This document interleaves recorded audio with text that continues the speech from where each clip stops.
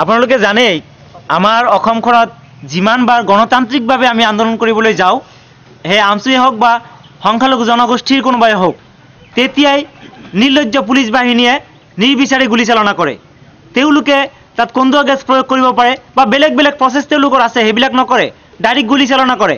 এইদৰে ৰাক্ষসিনীক, গোৱালপাৰা ৰাক্ষসিনী আৰু বিশ্বনাথ চাৰিআলিৰ বাগমাৰীত যি হত্যাকাণ্ড কৰিলে তাৰ ন্যায়িক তদন্ত কৰি দুখী আৰক্ষী বিষয়াক উপযুক্ত শাস্তি দিয়াৰ কাৰণে আমি আজিৰ এই অৱস্থান ধৰ্মঘটৰ জৰিয়তে আমি দাবী জনাইছোঁ।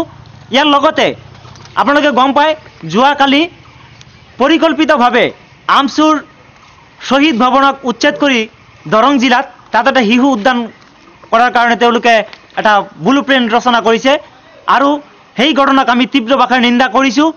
আৰু উক্ত স্থানত আমচুৰ শ্বহীদ ভৱন নিৰ্মাণ কৰি নিদিলে আমিও ইয়াৰ পৰা আমি তীব্ৰ আন্দোলনৰ কাৰ্যসূচী আমি হাতত ল'ম।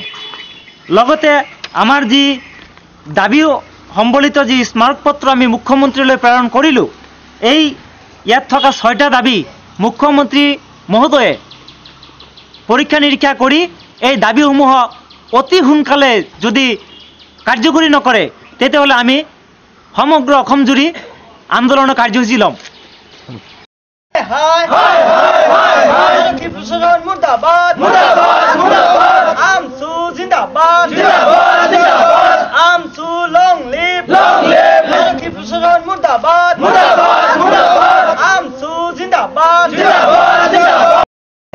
আৰু সেই ক্ষতিগ্ৰস্ত পৰিয়ালবিলাকক যাতে চৰকাৰে উপযুক্ত পৰিমাণৰ ক্ষতিপূৰণ দিয়ে, এইটো আমাৰ দাবী।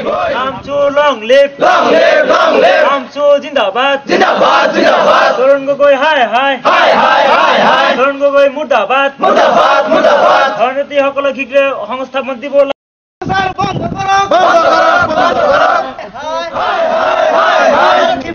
মুৰ্দাবাদ।